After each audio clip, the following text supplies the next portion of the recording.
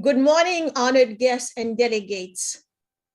Je remercie le NGO UN-CSW-66 de nous offrir cette plateforme d'échange fructueux.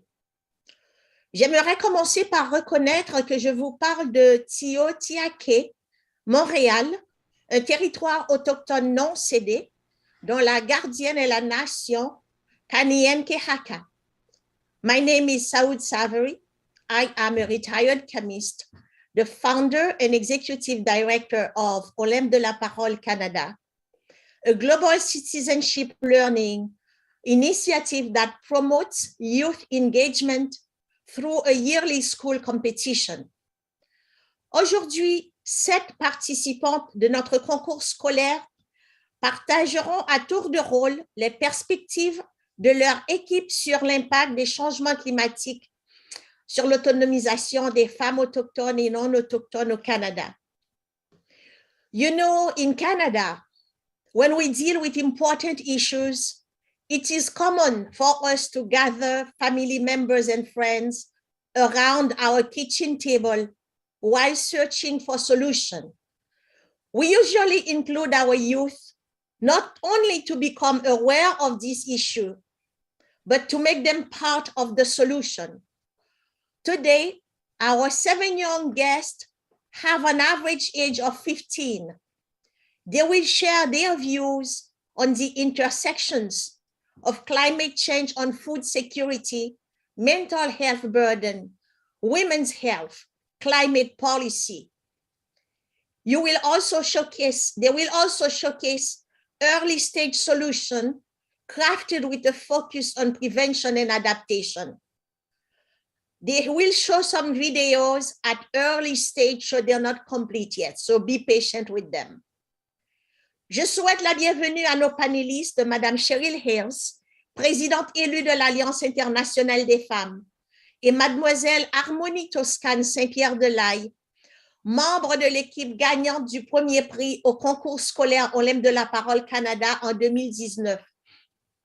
Actuellement, Mademoiselle de Saint-Pierre-de-Laye est étudiante au double baccalauréat en droit et sciences politiques à l'Université de Paris 1 Panthéon-Sorbonne.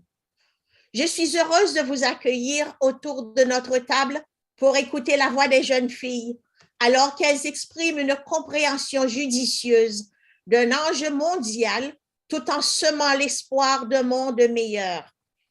Enjoy the conversation around our kitchen table and witness the power of girls' voices as they resonate with a deeper understanding of global issues and help manifest an elevation in humanity on which a more equal society can be built.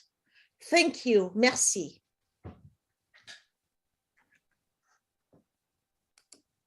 Merci, Dr. Savory. Thank you, Dr. Savory.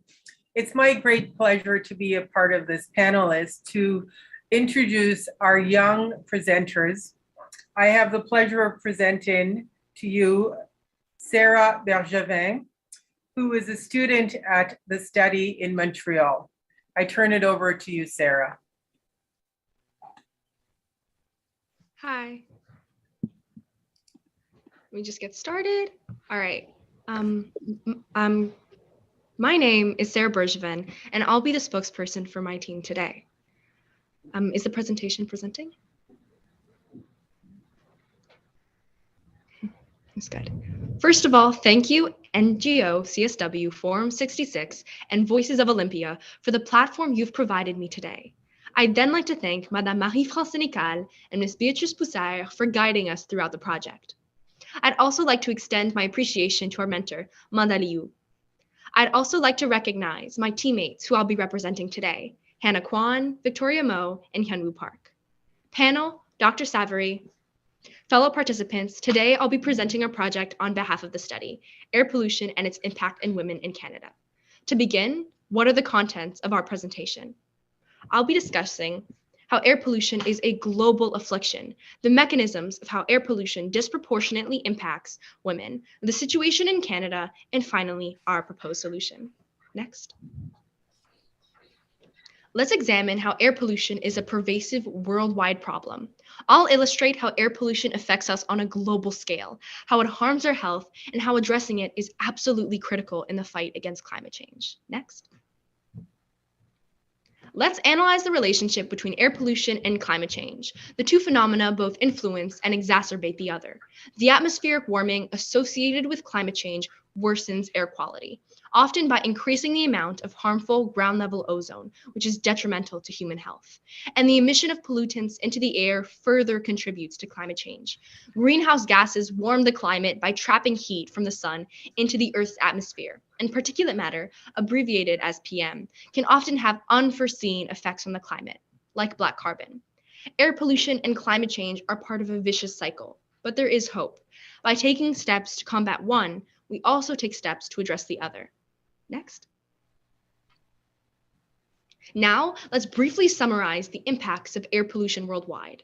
According to the Global Burden of Disease study conducted in 2019, it's estimated that 4.5 million premature deaths every year can be attributed in part to outdoor air pollution. There are 2.3 million deaths caused by indoor air pollution, primarily in developing countries with coal fumes produced from cooking and heating. In total, air pollution is estimated to cause 6.7 million premature deaths, representing 8.7% of deaths worldwide. And yet, despite the prevalence of the problem, discussions about climate change rarely focus on air pollution. Next. Let's examine how the health impacts of air pollution allow the scale of the problem to go underreported. Air pollution is often referred to as a silent killer, often because of the way in which it manifests. Air pollution increases your likelihood of developing heart failure, strokes, and chronic respiratory disease, all of which are leading causes of death worldwide. This allows a significant percentage of the premature deaths caused by air pollution to go unreported in our society. According to a review published by Frontiers Media, Environmental and Health Impacts of Air Pollution, a review, short-term exposure to air pollution is linked to COPD, asthma, and severe bronchitis, among others. Meanwhile, long-term exposure to air pollution is linked to chronic asthma and cardiovascular diseases, like heart failure and strokes, among others. I've now established that air pollution is a prevalent, deadly problem. Let's now explore why it has such far-reaching health impacts and the mechanisms by which it harms us. Next. There are four major types of air pollution: particulate matter, ground-level ozone, nitrogen dioxide, and sulfur dioxide. Particulate matter is particularly harmful. Its small size allows it to infiltrate our bloodstream, and it's present in construction sites, industrial sites, and vehicle exhaust. Ground-level ozone derives from vehicle exhaust, power plants, industrial sites, and refineries. It can be transported over tens of miles, affecting communities that aren't responsible for air pollution. Nitrogen dioxide derives from road traffic, particularly diesel, and fossil fuel combustion. It can irritate airways, disturb vegetation, and harm agriculture. Sulfur dioxide can occur naturally, but it mostly occurs as a result of copper extraction and fossil fuel combustion. Next. Let's scale down our focus and concentrate on the most prevalent form of air pollution, particulate matter. It's everything in the air that's not a gas. It includes nitrates, black carbon, mineral dust, and it's suspended in the very air that we breathe. It's often invisible to the naked eye due to its size. PMs that are equal or smaller than 2.5 to 10 microns are of particular public health relevance because they can enter deep inside our lungs, penetrate the lung barrier, and enter the blood system through diffusion, causing cardiovascular and respiratory impacts. Next. Here's a diagram of PM10 and PM2.5 to better illustrate how just tiny these particles are. Next. I'm now going into the second part of my presentation concerning air pollution and women. Why does air pollution affect women disproportionately? How do its harms manifest? And what are the outcomes of these inequalities? These are the questions I'll endeavor to answer. Next. The disproportionate impacts air pollution has on women can basically be divided into three main categories: biological differences, adverse reproductive and neonatal impacts, and social inequalities. Next. Let's address the biological differences that make women more susceptible to air pollution. While having minute effects, it helps to show that on a fundamental level, women are more vulnerable to air pollution. Differences in internal exposure, the greater susceptibility for autoimmune disorders, and worse pulmonary health outcomes all contribute to this inequality. These findings were confirmed by the National Center for Biological Information, a branch of the National Institute of Health in the United States in 2020, and other studies have found similar results. Next. Let's briefly address the reproductive and neonatal impacts. Particulate matter, once in the bloodstream, can begin to behave like tobacco smoke, which is particularly harmful for fetal development. Many elements found in particulate matter have adverse effects on pregnancy outcomes. It's estimated that 18% of all preterm births globally are associated with outdoor exposure to fine particulate matter. A preliminary study conducted by Environment Direct in 2008 was later confirmed by a review published in the International Journal of Environmental Research and Public Health in 2021. Air pollution, neonatal immune responses, and potential joint effects of maternal depression. Next. Now, let's focus on the biggest reason why women are adversely impacted by air pollution: social inequalities. The most vulnerable groups to air pollution remain people over the age of 65, children under 5, pregnant women, and people with pre-existing conditions. Even if they aren't personally ill, women unfortunately remain the primary caregivers in Canada. If any relatives are ill due to a disease that has been aggravated by air pollution, women are disproportionately burdened with their care, most of the time being invested into caregiving, especially for those in difficult financial situations. This is especially disastrous for single mothers whom the entire family depends on, and it results in a further loss of agency. Air pollution also spikes around traffic and industrial zones. The families that tend to live there are typically of lower socioeconomic backgrounds. Next. Now, let's address the third part of my presentation, the issue of air pollution in Canada. Air pollution, despite appearances, remains a pressing problem here at home. On a nationwide scale, 15,300 On a nationwide scale, 15,300 premature deaths are attributed to air pollution each year.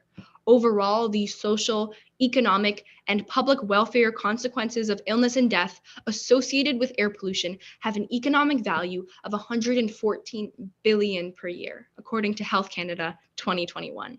Researchers at CANU, the Canadian Urban and Environmental Health Research Consortium, have published papers stating that 86% of Canadians live in areas where air pollution exceeds WHO guidelines. Despite this, every major political party failed to include a detailed plan on how they would combat air pollution in the most recent federal election. I have provided context for the global and national affliction of air pollution. Air pollution is a major problem, one that affects almost every Canadian and yet is not considered important enough to address. Like most problems, it exacerbates the inequalities already present in our society. Air pollution exacerbated by climate change can't be prevented on an individual level only. It requires communities and governments on the national level to recognize how critical this is on population health. Raising awareness and volunteering in our communities to empower women in learning adaptation strategies are the most efficient actions we can take to address climate change. With this in mind, herein lies our solution. Next. Our proposal is therefore to create a framework where members of the public can collect data about empty plots in their communities. It's inspired by Mapatree, a community project started in Brussels, Belgium. We created a prototype of an app as a manifestation of this idea. It's called Breathe Green.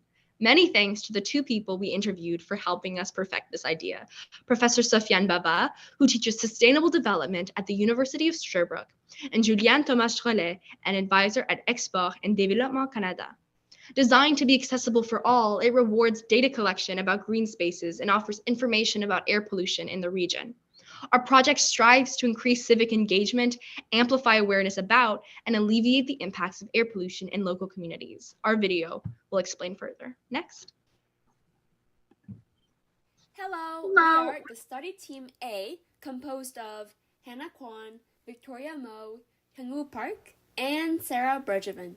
Et nous avons l'honneur de vous présenter notre projet pour le concours scolaire Olympe de la Parole Canada.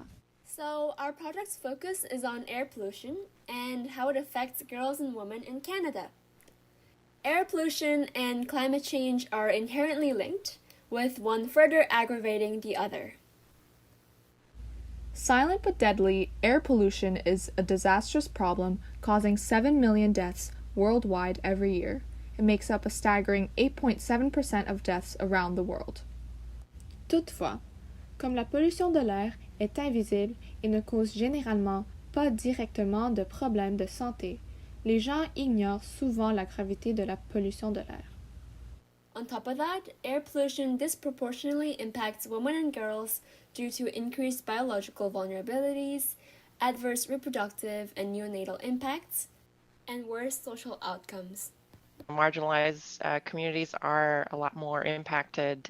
People with low-income households, single parents, usually single mothers, will be in areas where honestly people don't necessarily want to live. So the rent is cheaper for places where they're closer to, for instance, industrial locations, so closer to a factory.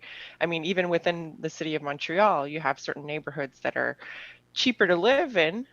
They're more exposed to air pollutants that affect their health. And oftentimes women and children are the most vulnerable in these situations. However, around 86% of Canadians live in areas where airborne fine particulate matter levels exceed the WHO guidelines. Alors, qu'est-ce qu'on peut faire pour atténuer la pollution de l'air et aider ceux qui y sont exposés, en particulier les femmes et les filles? Eh bien, le moyen classique mais établi et extrêmement efficace consiste à planter plus d'arbres. Not only do trees sequester the emission of greenhouse gases by removing carbon dioxide from the atmosphere, but they also remove air pollutants by trapping particulate matter in their leaves, needles, and bark. Therefore, we decided to create a framework where members of the public can collect data about empty plots in their communities, where trees could be planted. Breathe Green, a prototype of an app we came up with, is a manifestation of this idea. It offers information about air pollution in their region, and according to the number of empty spaces for tree plantations they pin on the map, they'll be given points and listed on a leaderboard. So you would casually be taking a walk like this, and you might run into places that have a lot of empty spaces for trees to be planted. Then you would open up your phone and pin your location on the map. Then, sponsoring companies that are contributing much to the air pollution, like Shell Canada, would donate to women-centered climate charities accordingly. Thank you for listening. Thank you so much. That concludes our presentation, and it was lovely speaking to you all today. Thank you, Sarah, and the entire Team A from the study. That was an excellent presentation. What you have done for us is to make the connection between the climate crisis and the health crisis, which is provoked by the climate crisis, and specifically how it touches women. So a very specific gender lens attached to it, and making sure that we understand that there is a medical crisis within the climate crisis itself. I have a question for you, Sarah and Team A. What was your big learning? Because even myself listening to this presentation, I am making those connections to health and to the medical crisis that ensues with the climate crisis.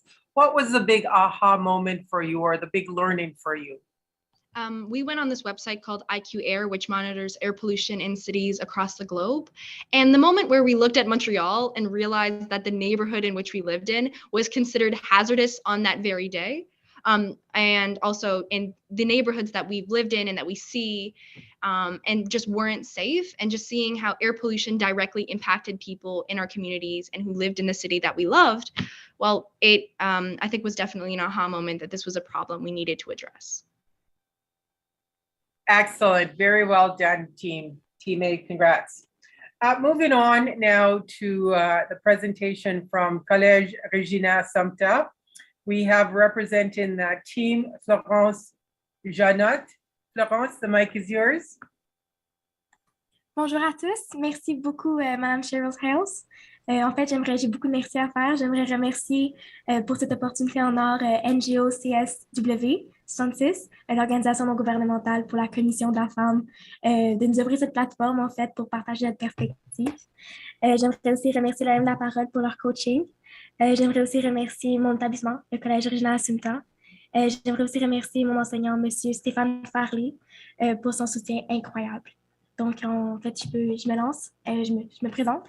Je me prénomme Florence Janotte, j'ai 17 ans, je suis étudiante en 5e secondaire au Collège Original Assumpta. Et aujourd'hui, en fait, je vais vous parler des impacts des changements climatiques sur la charge mentale des mères réfugiées climatiques. Prochain. En fait, pour commencer, j'aimerais vous expliquer pourquoi je vais utiliser le terme réfugié climatique au lieu de migrant climatique tout au long de cette présentation. En fait, une petite mise en situation. Le terme réfugié climatique, le terme en fait réfugié, fait référence à la Convention de Genève, signée en 1951. Et en fait, à cette époque-là, la question des changements climatiques et les phénomènes extrêmes n'étaient pas à l'ordre des grands rassemblements des pays développés. Donc, en fait, ces pays-là qui étaient à la Convention, ils n'étaient pas vraiment affectés par ces changements climatiques. Le terme réfugié ne s'applique pas à cette population qui, eux, doivent migrer à cause des changements climatiques. Car pour être un réfugié, il faut fuir la persécution ou encore avoir un risque important de crainte pour sa vie si la personne est forcée de retourner dans son pays. Mais en fait, qu'est-ce qui arrive si ces migrants fuient la famine, la sécheresse et les phénomènes climatiques extrêmes dus au changement climatique? Est-ce qu'ils sont des réfugiés climatiques? Nous, on considère que oui, donc on va utiliser ce terme tout au long de la présentation. Suivant, merci. Donc, en fait, on va commencer par quelques données littéraires. Les événements météorologiques ont déclenché en 2020, selon l'Agence des Nations Unies pour les réfugiés d'une étude de 2020 ici. Il y a eu en fait 30,7 millions de nouveaux déplacements, ce qui est en fait 3 fois plus que les déplacements causés par les conflits et la violence, qui est aussi énorme, qui se situe à 9,8 %, mais comparé à 30,7 %, on n'y rien. Puis selon l'étude de l'Organisation météorologique mondiale de 2020, il y a 2,2 milliards de personnes, soit 29 % de la population mondiale, qui vivent dans des zones exposées à une crue centenale, donc qui pourraient être submergées. Et il y a 1,47 milliard de personnes qui sont directement exposées à des inondations supérieures à 0,15 mètres, soit 19 % de la population. En fait, d'ici à 2050, une personne sur 45 dans le monde aura été déplacée par les changements du climat. Prochaine. Merci. En fait, selon le rapport Stern, qui est un rapport très intéressant qui a été publié par l'OIM, l'Organisation internationale pour les migrants, d'ici 2050, en fait, une hausse de température de 3 degrés aurait pour effet une pénurie d'eau dont souffriraient entre 1 et 4 milliards de personnes. Et la famine menacerait entre 150 et 500 millions d'habitants en plus. À l'inverse de ces régions où il y aurait trop d'eau, il n'y aurait pas assez d'eau, en fait. Il y aurait des régions qui, eux, ils se ramasseraient avec un apport d'eau non désiré. Donc, il y aurait des inondations côtières qui affecteraient entre 11 et 170 millions de personnes en plus à chaque année. Et en fait, au Canada, cela se représente par ce petit diagramme que j'ai mis ici. Ça montre le nombre de catastrophes naturelles qui ont entraîné de nouveaux déplacements au Canada à partir de dangers. Donc, vous pouvez voir que les feux incontrôlés et les inondations sont au top de la liste. Prochain, merci. En fait, dans le monde, le nombre de décès lors des catastrophes naturelles est 14 fois plus élevé chez les femmes et les enfants. Donc, les femmes représentent près de 70 % de la population vivant sous le seuil de la pauvreté. Donc, les femmes, en fait, sont plus nombreuses à habiter les zones à risque lors de catastrophes, ce qui explique la statistique qu'ils sont 14 fois plus à risque. En fait, en plus au Québec et à Montréal, on peut voir que les canicules ont des impacts différents sur les femmes et les hommes. Et les canicules à Montréal, on est très à risque. Les femmes plus défavorisées et les femmes sont plus défavorisées et ils sont responsables d'enfants, d'aînés ou malades. Et ils sont souvent, en fait, ils peuvent avoir la situation qu'ils sont enceintes et ils seraient plus à risque. Merci, suivante. OK. Mais en fait, les changements climatiques qui affectent davantage les femmes et ont un impact négatif sur leur charge mentale. Suivant, s'il vous plaît. Mais en fait, c'est pourquoi ça? C'est le rôle traditionnel qui est mis en danger. Ce sont les principales utilisatrices et gestionnaires des ressources naturelles et ce sont les principales responsables des soins et du foyer familial. Ce qui en fait les oblige à trouver les ressources et les moyens de subsistance nécessaires. Ces moyens de subsistance nécessaires, ils sont souvent menacés par les changements climatiques. Il y a une petite statistique que je crois qui est pertinente à rajouter. Les décisions de consommation sont prises à plus de 70 % par les femmes. Donc, l'alimentation, le transport, l'énergie et tout autre type de décision de consommation. Et une définition de charge mentale qui est très intéressante dans cette situation. Le Larousse définit comme poids psychologique qui fait peser plus particulièrement sur les femmes la gestion des tâches domestiques et éducatives, engendrant une fatigue physique et surtout psychique. En fait, ça se résume en 2 mots, c'est penser à. C'est beau de séparer les tâches, il faut penser à ces tâches. Suivant, merci. En fait, des données littéraires sur la charge mentale, il y a l'Institut national du Canada et de la statistique et des études économiques qui était en 2009, mais qui est tout aussi pertinent à ce jour, qui indique la durée en minutes par jour des activités liées aux enfants, les enfants de moins de 19 ans, qui cite qu'en moyenne, les hommes passent 69 minutes et les femmes 119 minutes. C'est un écart incroyable. Et selon la Banque du Canada, qui a été faite en 2021, il y a 12 fois plus de femmes que d'hommes qui ont dû s'absenter au travail pour s'occuper de leurs enfants pendant la pandémie. Et en plus, avec la pandémie, les femmes sondées, 64% d'entre elles estiment qu'elles sont responsables de l'enseignement à domicile ou de l'aide aux devoirs par rapport à 19% des hommes. Merci. Suivant. Et quelques données littéraires sur la charge mentale. En fait, pour empirer cette situation, il y a 1,5 million de femmes qui subissent avec un faible revenu. C'est une étude de Statistique Canada de 2020. Et au Québec, 9,7% des hommes ont un revenu inférieur ou équivalent au seuil du faible revenu. Et au Québec, c'est 10,9% des hommes. Des femmes, je veux dire, je m'excuse. Et pour empirer la situation, en fait, les femmes ont eu moins d'augmentation salariale que les hommes au Québec en 2021. Et en plus, dans cette situation d'inflation, c'est incroyable. Selon l'Institut de la statistique du Québec de 2021, l'inflation se situe à 3,8 et l'augmentation salariale des hommes à 2,7, ce qui n'est pas suffisant, mais imaginez pour les femmes, ça se situe à 1,5%. Suivant, merci. En fait, nos démarches qu'on a faites, on a commencé par choisir notre sujet. Ensuite, on a fait des recherches pour confirmer si notre problématique était véridique ou si on s'imaginait un problème qui était inexistant. En fait, on a fait de la lecture ensuite, surtout l'étude et l'impact des crises sur les femmes de Iris, le livre Un autre regard de Emma, une BDiste, qui a introduit la charge mentale, et le rapport Montréal Leader climatique, intégration du genre dans la lutte et l'adaptation au changement climatique, et le travail de recherche, le travail invisible de Camille Robert. On a aussi fait des entrevues avec des spécialistes et des individus concernés. Et on a d'autres entrevues qui sont planifiées parce que pour nous, le projet, il n'est pas encore fini. Et on a d'autres entrevues avec des partenaires. Suivant, s'il vous plaît. Ensuite, on a fait des entrevues, on a posé une question à Emma, qui est en fait une BDiste qui a introduit la charge mentale et popularisé ce terme. On a fait 4 questions à Ursule Boyer-Villemer, qui en fait est chef analyse socio-économique à Uranus, qui est en fait un consortium en climatologie régionale. On a parlé à Camille Robert, qui est doctorante et chargée du cours en histoire et qui a travaillé sur le travail de recherche, le travail visible. On a posé des questions à 6 mères réfugiées et à 7 femmes montréalaises. Et ici, à droite, vous pouvez voir d'autres individus qu'on aimerait contacter. Suivant, merci. Donc, en fait, notre solution, c'est une solution d'adaptation au changement climatique. C'est un service de gardiennage qui réduirait la charge mentale des mères réfugiées et qui donnerait une liberté à celles-ci. Ça offrirait des contacts et ça offrirait un service abordable aux mères réfugiées et un soutien moral à celles-ci. Ça permettrait aussi de déconstruire la structure sociale en place et forme les jeunes dès le jeune âge à comprendre le concept de charge mentale. Ça fonctionnerait entre les écoles secondaires et primaires. Et en fait, notre service, c'est information, sensibilisation et des gardiens qui sera offert sur notre site. Suivant, s'il vous plaît. En fait, nos partenaires, ce serait la Fondation du Collège, l'Association Parents des écoles, les subventions de nos partenaires et organismes qui nous restent encore à trouver parce que, comme j'ai déjà dit, notre projet n'est pas encore fini. Et en plus, on a eu la chance d'être en contact avec un conseiller municipal en ce moment. Donc, en fait, ces partenaires, ils vont permettre de diminuer le prix du gardiennage pour rendre ce service utile pour ces mères réfugiées qui n'ont pas grand moyen monétaire. Ces partenaires faciliteront aussi le déploiement de ce projet. En plus, c'est un gardiennage augmenté qu'on offre. Donc, il y aurait des repas, des loisirs et des devoirs qui seraient offerts, qui seraient assurés de l'aide aux devoirs, en fait. Suivant, s'il vous plaît. En fait, notre solution, c'est des subventions des organismes qui vont nous aider à payer les salaires des jeunes secondaires, les associations des parents qui vont nous aider à fournir des jeunes secondaires pour garder et aider à populariser ce site autour des nouveaux arrivants, en fait. Et en fait, les jeunes secondaires vont garder les jeunes du primaire. En faisant ceci, ça va donner une liberté aux mères et ce qui va atteindre notre objectif va être atteint. Merci. La charge mentale des femmes réfugiées climatiques. Ouais, c'est un gros enjeu.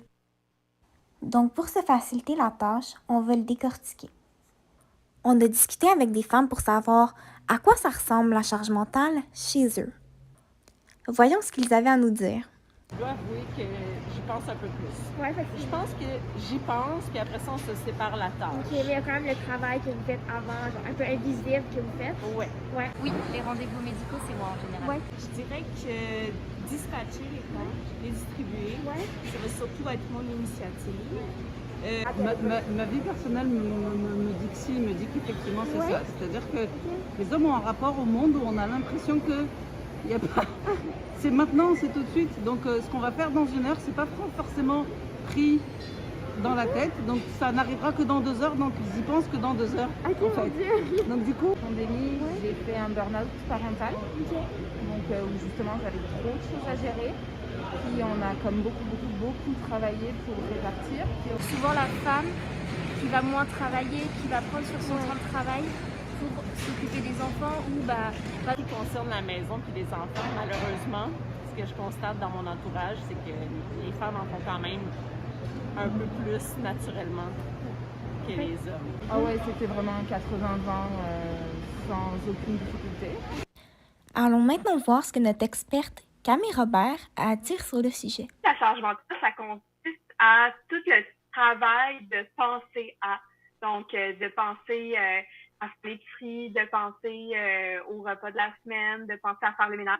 Donc, souvent, quand on parle de partage de tâches, par exemple des conjoints, on va regarder les tâches qui sont faites, mais la charge mentale, c'est comme la partie la plus invisible du travail invisible. Concentrons-nous maintenant sur les réfugiés climatiques. Écoutons Ursule Boyer-Villemer qui veut nous éclairer sur la situation. Il y a des endroits qui, dans le futur, ne vont pas nous permettre d'être vivables, puis d'être confortables, puis d'être sereins avec ça. On peut concevoir des meilleures infrastructures pour s'adapter, mais il y a des seuils où, à un moment donné, c'est plus un choix raisonnable de vivre à ces endroits-là, comme dans le milieu d'un désert. C'est un peu ça, la désertification, c'est la possibilité même d'avoir accès aux ressources de base pour la vie. Donc, avec tout ce qu'on a appris, voici la solution qu'on propose. Voyons ce que les gens en pensent. Les réfugiés climatiques, quand elles se déplacent, elles ont souvent moins accès à tous ces programmes-là, elles sont moins au courant. Parfois, il peut y avoir aussi la barrière de la langue. Donc, je pense que d'offrir ça, ça serait quand même une bonne idée. Puis, il va falloir doublement les aider, ces personnes-là, pour lutter contre la pauvreté, autant que transférer leur milieu d'attachement, transférer leur travail, transférer leur fonctionnement sans qu'il y ait trop de conséquences sur leur vie et leur qualité de vie en général. Je pense que c'est surtout que ça peut être une initiative intéressante pour celles qui n'ont pas un entourage. Offrir des services de garde aussi, ça permet, ça facilite l'intégration des femmes qui arrivent. On va devoir s'attaquer au problème des réfugiés. Je pense que ça peut être une initiative, un projet qui, à ce moment-là, vont vraiment trouver une clientèle parmi ces gens. Puis on peut faire de la place pour des réfugiés qui viennent climatiques, là, qui viennent d'ailleurs. Il faut penser aussi à comment offrir des services, surtout pour les mères. Donc, merci beaucoup pour cet honneur. Je redonne la parole à Mme Harmonie Toscane. Bonjour, merci beaucoup Florence pour ta présentation. J'avais une petite question pour toi, pour ton équipe. J'ai vu que vous avez fait toute une démarche super complète pour aboutir à votre super projet. Et j'avais une question. Au cours de ta démarche, ou de votre démarche en fait, quelle est l'étape et l'événement qui vous a le plus marqué pour justement vous guider vers l'objectif que vous êtes donné avec votre projet? En fait, nous, ce qui nous a vraiment marqué, c'est les perspectives de toutes les mères et les réfugiés climatiques, en fait. Avoir leur opinion, leurs besoins, ça nous a vraiment marqué, ça nous a motivé beaucoup durant toutes nos recherches et notre démarche, en fait. Super. Merci beaucoup. Maintenant, on va passer à la présentation de l'équipe du Collège Sainte-Anne avec Élodie Roncière. Bonjour, donc j'aimerais commencer par remercier la Commission de la condition de la femme des Nations unies et Olympe de la Parole Canada de me donner l'opportunité de prendre parole aujourd'hui. Donc merci aussi aux mentors de notre équipe, Marie-Philippe Métivier, ainsi que Carole Massé, de nous avoir guidés durant ce projet. Donc, je me nomme Élodie Roncière et aujourd'hui, je vais vous parler de l'impact des changements climatiques sur la sécurité alimentaire des femmes et des filles en situation de vulnérabilité de la population de la région de Montréal. Prochaine slide, s'il vous plaît. La sécurité alimentaire est un concept qui évolue avec le temps et il existe plusieurs définitions. Par contre, dans toutes ces définitions, un accent est mis sur les aspects de la disponibilité, de l'accessibilité, de l'usage et de l'utilisation. En effet, une définition a été proposée par l'Organisation des Nations Unies pour l'alimentation et l'agriculture en l'an 2000. La sécurité alimentaire est atteinte lorsque tous les membres d'une société disposent de façon constante des conditions physiques, économiques et sociales permettant d'avoir accès à une nourriture suffisante, saine et nutritive, correspondant à leurs besoins et à leurs préférences alimentaires et leur permettant de mener une vie active et saine. Également, l'eau saine et propre est une partie essentielle de la sécurité alimentaire. Bref, dans la Déclaration universelle des droits de l'homme des Nations unies, la sécurité alimentaire est considérée comme un droit fondamental de l'homme. Prochaine slide, s'il vous plaît. Selon le World Food Programme, 690 millions de personnes autour du monde vivent l'insécurité alimentaire, dont 60% sont des femmes et des filles. Or, cela est lié au fait que les femmes sont plus susceptibles d'être en situation de pauvreté, que ce soit pour des raisons socio-économiques ou culturelles. En effet, selon un article publié par Mme Osman Elacha sur le site des Nations unies, environ 910 millions des 1,3 milliard de personnes vivant en situation de pauvreté sont des femmes. Cependant, les femmes ont une très grande responsabilité quant à assurer l'apport alimentaire. Leur rôle est crucial dans le maintien des besoins alimentaires de la population. Les ouvrières sont souvent assignées à de lourdes tâches épuisantes et ce, dans des conditions météorologiques qui ne sont pas toujours clémentes. Elles vont souvent devoir renoncer à une éducation et au développement de leurs compétences pour subvenir à leurs besoins et à ceux de leur famille. Prochaine slide. Cet enjeu est également présent au Canada. Donc, je vous invite à regarder le tableau en haut de la diapositive qui démontre clairement les inégalités liées à l'insécurité alimentaire au Canada. Selon Statistique Canada, les familles monoparentales où le parent est une femme sont plus susceptibles de vivre de l'insécurité alimentaire, avec un taux de 25,1 %, alors que c'est seulement 16,3 % pour les familles monoparentales où le parent est un homme. Prochaine slide. L'insécurité alimentaire est un problème majeur qui apporte la crise climatique au Canada, particulièrement dans les communautés autochtones et dans celles plus rurales, dans la région du nord du Canada, où il est beaucoup plus difficile de se procurer des aliments. Selon un rapport publié en février 2018 par Lewis Williams et ses collègues, presque 50% des familles du Nord n'ont pas la sécurité alimentaire, ce qui affecte surtout les femmes autochtones qui ont moins accès à une alimentation saine due à une plus grande difficulté de trouver un emploi. De plus, les catastrophes naturelles telles que les sécheresses et les feux de forêt perturbent les écosystèmes. Par conséquent, le rôle traditionnel des femmes, qui inclut la couture et la cueillette, est souvent affecté puisque ces perturbations affectent la faune, d'où proviennent les peaux et les fourrures, et la flore. Une région du Canada qui est particulièrement affectée par les changements climatiques est la zone arctique. En effet, une recherche présentée à Work in a Warming World en 2015 indique qu'en 2050, l'océan Arctique passerait 125 jours par année dégelé, ce qui est plus de 2 fois plus qu'en 2015. L'insécurité alimentaire risque donc d'être très fréquente. Prochaine slide. Le réchauffement planétaire peut entraîner la migration de plusieurs populations animales et humaines, ce qui peut mener à un échange de pathogènes, un facteur capable de causer des maladies qui n'auraient pas lieu sans les changements climatiques. Ceci a le potentiel de provoquer une épidémie, ce qui pourrait avoir des impacts importants sur la sécurité alimentaire de plusieurs. En effet, dû à la pandémie, beaucoup de gens se sont retrouvés sans revenus du jour au lendemain. Ayant encore besoin de payer pour plusieurs besoins vitaux, ils ont dû couper dans certains besoins, dont leur nourriture. Au Québec, l'insécurité alimentaire est passée de 11% en 2018 à 26% en 2020 et a donc presque doublé, laissant plusieurs personnes avec une perte de poids non désirée et certains repas en moins. Prochaine diapo. De plus, certaines femmes enceintes n'ont pas accès à une alimentation suffisante et adéquate durant leur grossesse. Ceci a un impact direct sur le développement physique, psychologique, social et affectif du nouveau-né. D'après un article publié sur la Gazette des femmes au Québec, un foyer sur 10 avec au moins un enfant de moins de 6 ans est en situation d'insécurité alimentaire. Prochaine slide. Chez les adolescents, la nutrition saine est cruciale pour leur santé et leur croissance. Lorsqu'ils atteignent l'âge des menstruations, leur corps requiert une quantité plus grande en protéines, en fer et en d'autres micronutriments pour compenser avec les pertes sanguines, ce qui demande une alimentation riche qui n'est pas du tout accessible à tous. En conséquence, chez les jeunes filles de 9 à 18 ans, la moyenne de calcium habituelle n'est pas du tout respectée par 90% d'adolescentes au Québec. De plus, selon une étude de Feramax, 20% des femmes en âge d'avoir des enfants et 50% des femmes enceintes ont une carence en fer. La plupart des femmes vivent donc des carences en fer, calcium ou en nutriments. Prochaine slide. De plus, 25% des gaz à effet de serre mondiaux sont produits par l'industrie agroalimentaire. Selon une enquête sur 10 000 participants, les personnes touchées par l'éco-anxiété, un état de détresse profond causé par les changements perçus comme irréversibles de l'environnement, sont une population majoritairement jeune, urbaine, féminisée et éduquée. Cette population est constituée de 2 tiers de femmes. Celles-ci sont également plus nombreuses à être végétariennes. Comme l'explique Audrey Bibeau, une jeune de 16 ans, plusieurs remettent en question des choix qu'ils feront dans le futur.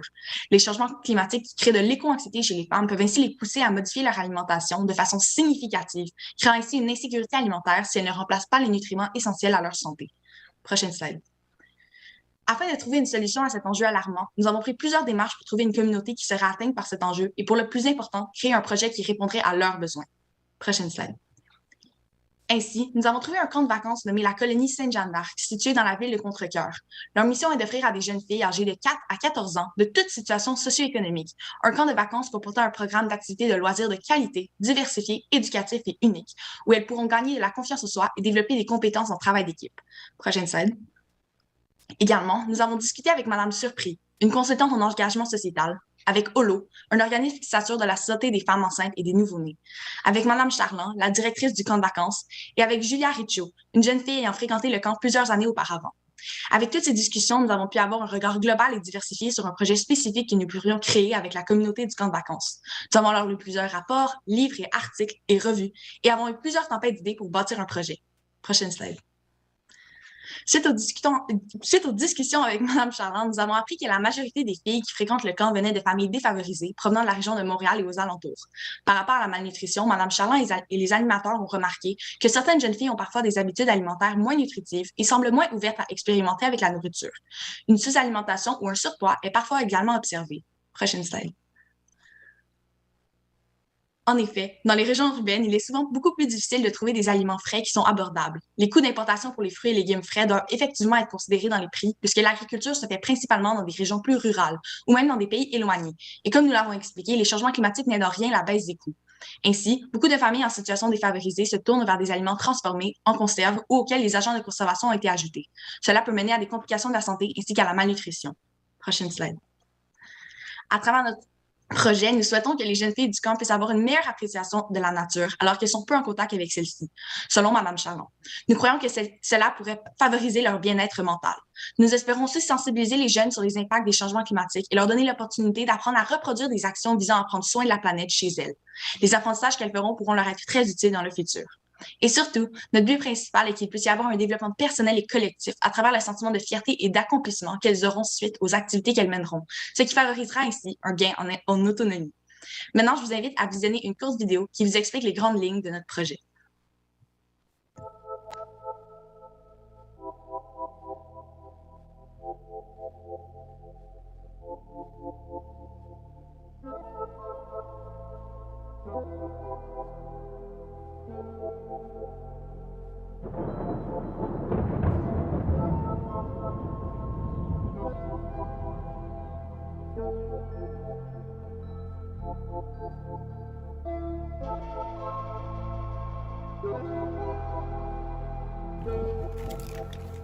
À la colonie Sainte-Jeanne-d'Arc, nous avons déjà eu un projet d'un jardin.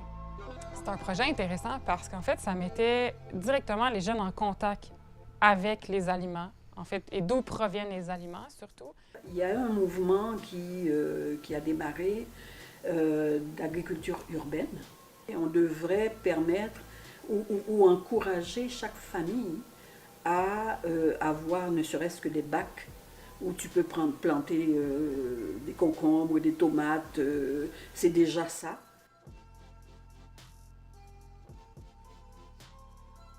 Si tu fais un jardin, un sac de graines, c'est tellement beaucoup moins cher que, mettons, un concombre. Et je sais pas vous, mais moi je trouve ça meilleur de le faire pousser.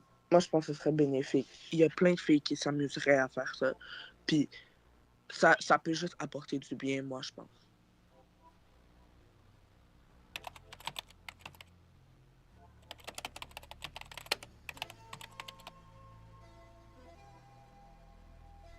En fait, le jardin aussi peut amener à faire des ateliers de cuisine avec les jeunes.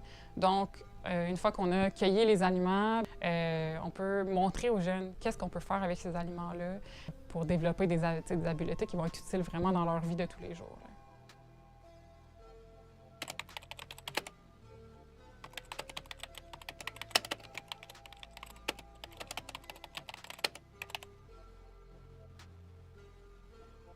À la colonie, on essaie fort, je dirais, de faire du compost. Il y aurait place à, je dirais, structurer un peu à structurer là, les étapes du processus pour faire du compost.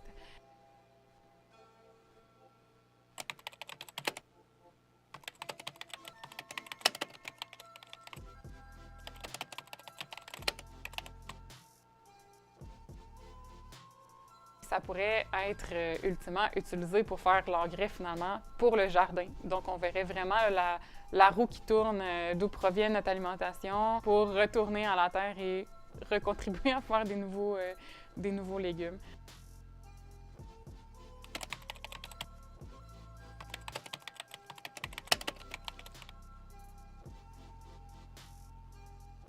De savoir d'où proviennent les aliments, en fait, ça a un effet peut-être motivant pour goûter aussi des nouveaux aliments. Donc, ça devient plus attirant que des fois d'autres aliments qui peuvent être présentés.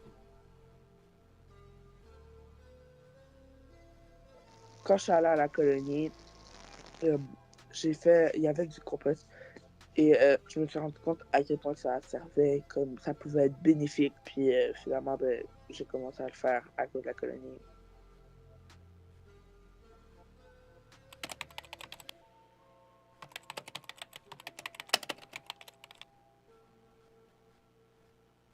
Quand tu regardes maintenant, en 2022, le prix des aliments est tellement élevé que les familles qui étaient déjà vulnérables à Montréal vont l'être encore davantage. Et dans les banques alimentaires, malgré l'effort que les gens font pour offrir une variété de produits, ça reste quand même limité.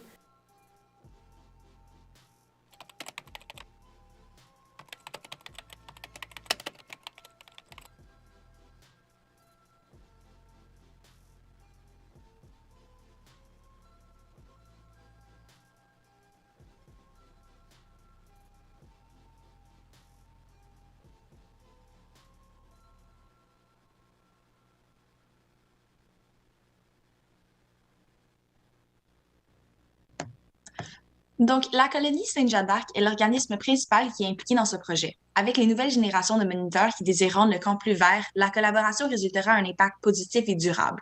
Le programme des Filmondes au Collège Sainte-Anne, qui offre déjà son aide annuellement à la colonie, sera aussi impliqué dans la durabilité de notre projet, puisque les élèves pourront faire du bénévolat à l'automne afin de fermer le jardin pour l'hiver. Également, les élèves pourront créer des activités pédagogiques sur le compostage et sur l'environnement pour favoriser l'apprentissage des jeunes.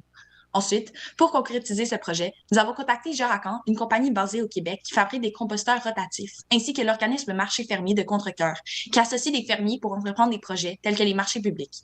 Nous avons contacté ces deux organismes pour un partenariat et nous sommes présentement en attente d'une réponse. Prochaine slide, s'il vous plaît. Tout d'abord, ce projet d'envergure nous a permis d'acquérir des habiletés importantes sur l'analyse des textes et sur l'organisation du temps. De plus, à travers nos recherches, nous avons été sensibilisés à l'enjeu de la sécurité alimentaire. Nos longues recherches nous ont permis de réaliser que des gens tout près de nous pourraient vivre les mêmes difficultés que celles vécues par des gens à l'autre bout de la planète, dont on entend parler dans les nouvelles. Sans aucun doute, ces diverses compétences en organisation nous seront cruciales pour nos futures ambitions de s'avancer dans le domaine des sciences humaines. Également, avec nos connaissances, nous serons en mesure de mobiliser notre entourage afin de poser des gestes pour l'environnement et d'apporter de l'aide aux femmes et aux filles autour de nous. Prochaine slide. Selon nous, à la place d'agir individuellement et d'avoir un impact faible, nous devons nous joindre ensemble et agir en solidarité pour faire face à un problème d'une si grande envergure, l'insécurité alimentaire causée par les changements climatiques sur les femmes et les filles de la région de Montréal.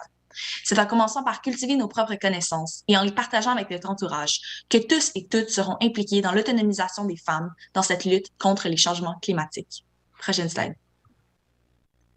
Nous tenons à remercier toutes les personnes qui nous ont permis de rendre ce projet réalisable et de nous avoir sensibilisés sur le sujet. Merci à Marie-Josée Surpied, Julie Strecot, Jessica Charland, Julia Richaud, Marie-Philippe Métivier et Carole Mancé. Et finalement, merci Hélène de la Parole Canada pour cette incroyable opportunité.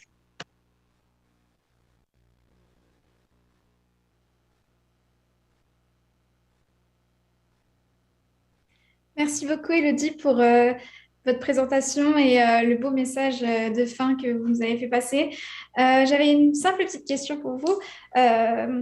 pourquoi est-ce que vous avez d'abord choisi la sécurité alimentaire comme sujet à exploiter pour justement se concentrer sur la charge mentale des femmes? Et surtout, est-ce que vous avez songé aussi à justement faire la promotion de l'agriculture urbaine, certes, mais aussi bio? Oui, donc en fait, on a choisi ce sujet-là parce que on en connaissait vraiment peu sur le sujet, puis on voulait vraiment en apprendre plus.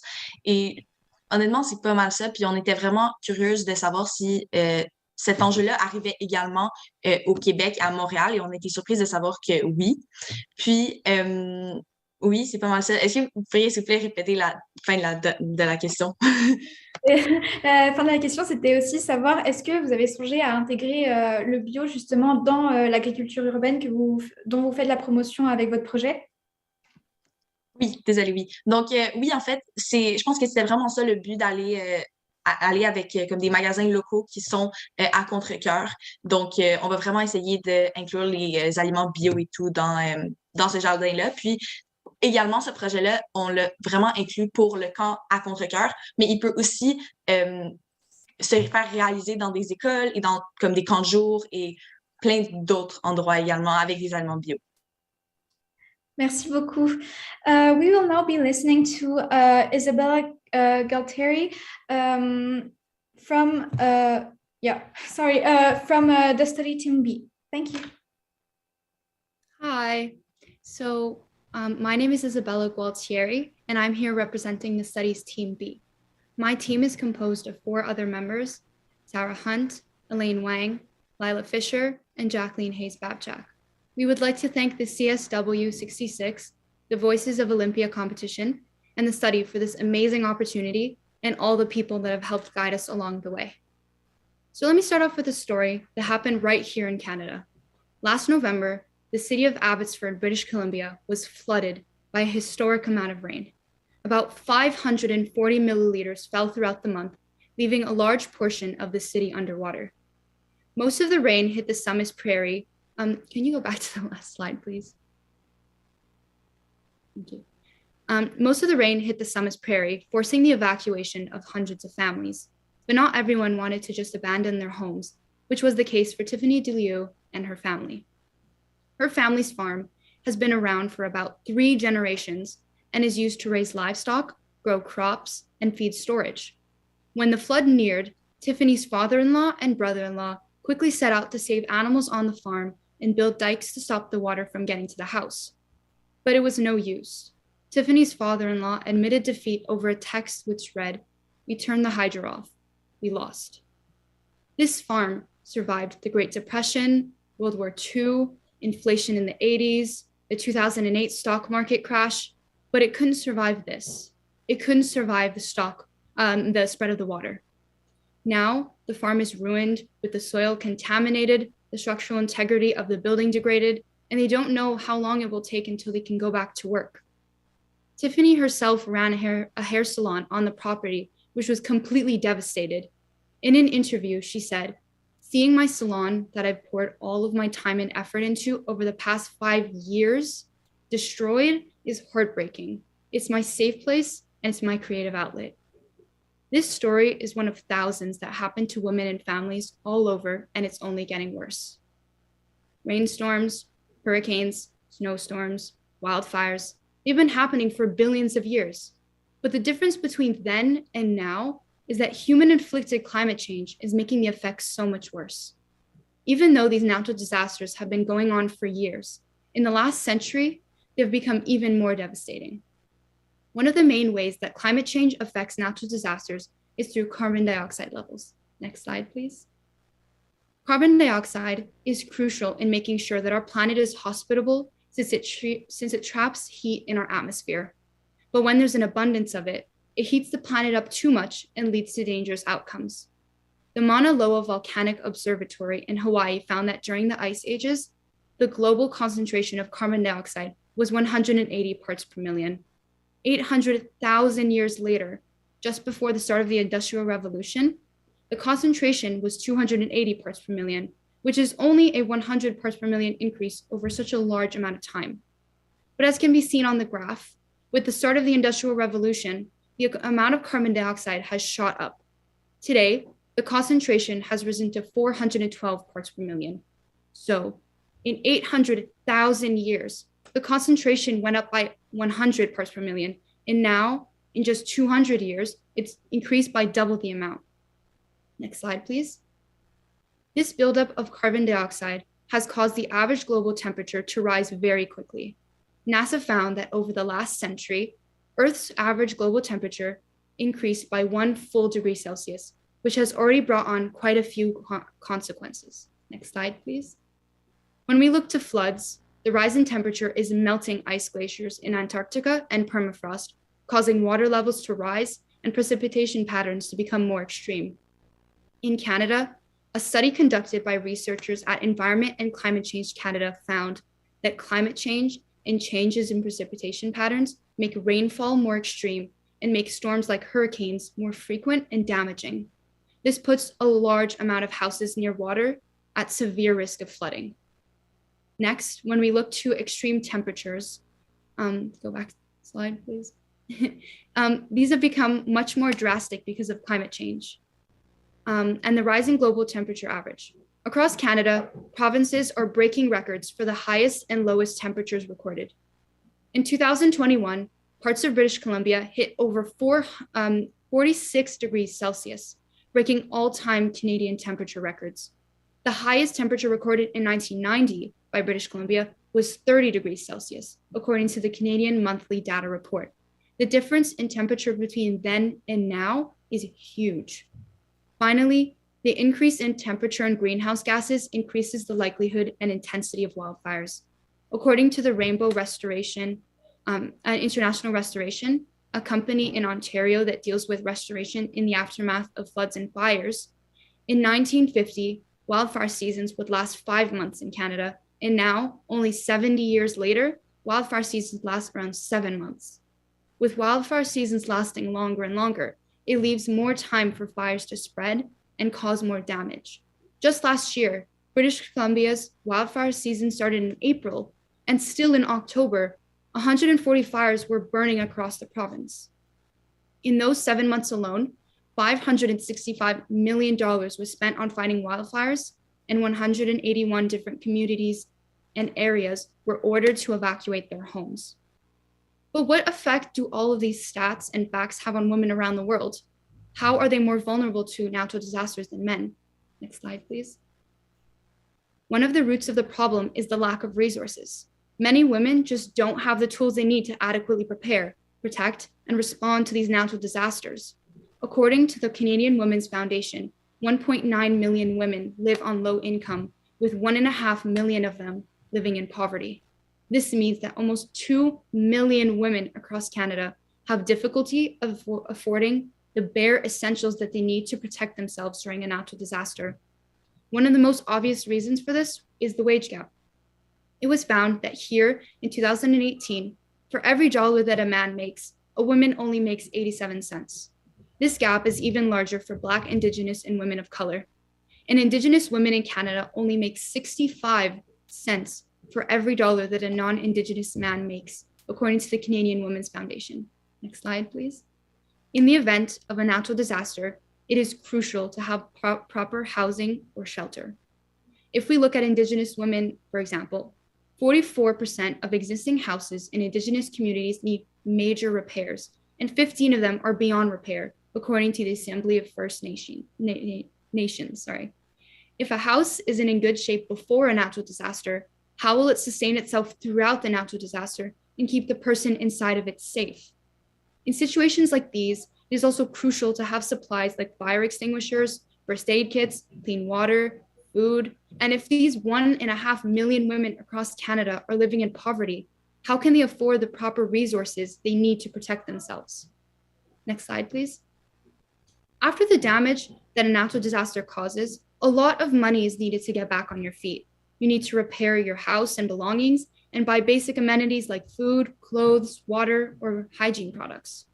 Looking to Indigenous communities once again, getting resources to these remote locations is very costly and difficult, which in turn raises their price. James Morris, founder of Mikinakus, a charity created to address poverty in remote Indigenous communities, said that the cost of food is 1.5 times more expensive in these remote locations. Another costly necessity that many women need is menstrual products. Canadian menstruators found that in 2017, women spend on average $65.82 a year on menstrual products.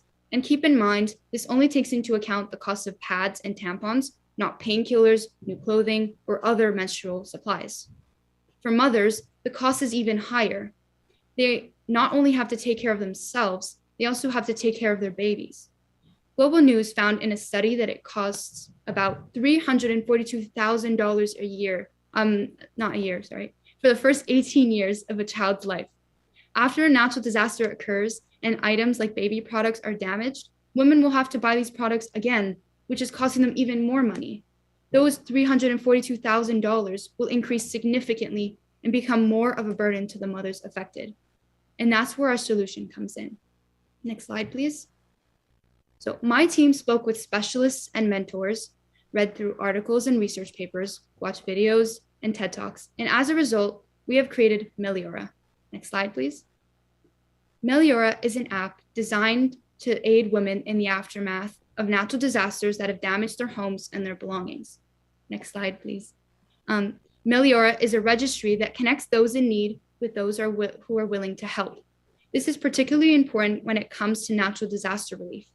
Meliora aims to promote community help and cooperation, to educate people on natural disasters, and to support those in need. Looking at Poland right now, mothers are leaving strollers at the borders for Ukrainian mothers to take once they cross over. This small act of empathy and generosity goes a long way and shows that people around the world are already willing to help out one another. Our app can provide the infrastructure to better organize these donations and have a bigger impact on populations in need. And though everyone is welcome to access our registry, our product is specifically tailored to women's and mothers' needs.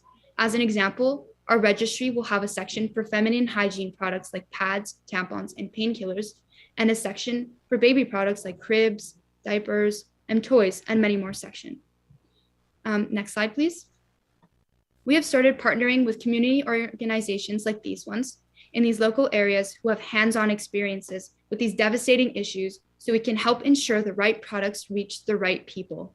And aside from the registry, Meliora has a separate section of the app that offers information on what to do prior to and following specific natural disasters like floods, fires, and extreme weather conditions, and can be accessed offline, which makes it quick and easy to find in case of an emergency.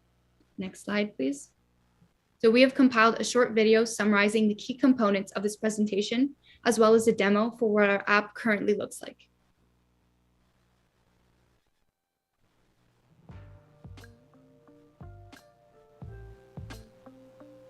How climate change affects natural disasters. Climate change has always existed, but due to our way of life since the Industrial Revolution, we have seen an increase in quantity and intensity of natural disasters not only in Canada, but also around the world. How climate change affects women. Women are much more vulnerable to these natural disasters, such as floods, fires, and extreme weather conditions, because these crises put so much stress on them physically, mentally, and financially. These short-lasting disasters have long-term effects on women's lives and futures. Our solution. When a natural disaster hits, houses, furniture, and belongings are often ruined. We wanted to create a platform that facilitates donations and allows those who need certain items to request them in advance. The solution? Meliora.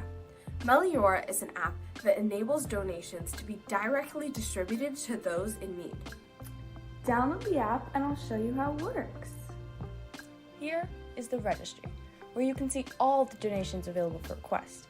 You click on the item you are interested in, it gives you more information about it, and if you would like this item, then you click request and it will send a pre-written email to the person who put this item up for donation with your information so they can contact you. Hi, I'm Mr. Soma. I work with such organizations as the Freedom from Poverty Foundation. Do you feel our solution will have an impact in the community? If so, what would that look like? I definitely feel like it would have an impact. I've spoken with the president of the Freedom from Poverty Foundation, and a few key members at some organizations worldwide. Everyone was very on board with a solution that simplified sharing of resources. Your app sounds like an amazing idea. We're really keen on seeing what you can do with it. Do you think our solution can be applied nationally and internationally? This is an idea that has legs. It can easily scale from the local all the way to the international. And there are 3 organizations that are very keen on participating in your pilot program. Our app allows us to organize and digitize the distributions of donations. We hope to extend this to an international project soon, with the help of community organizations that we have already been in contact with.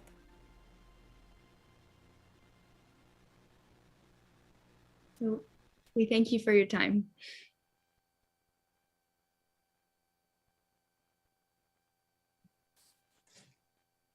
Thank you so much, Isabel, and the entire Team B from the study. As you can see, the presentations are from various schools in Montreal. So we alternate between English and French, depending on the language of instruction of that school. So we are very proud of the girls and what has been presented so far.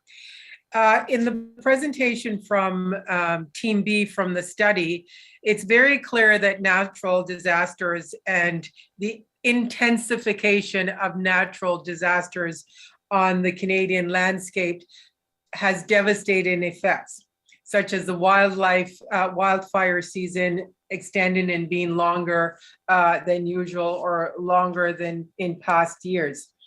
What I'm most inspired by in the presentation is the creation of the app, because not only did this team look at the issues that we're facing with the climate crisis, but they also looked for a solution that was very practical and can be placed in the hands of community members, of individuals, of organizations to monitor and support. I love the name as well, Meliora, which is very close to améliorer, make better. And so quite an inspired connection there in the naming of the app.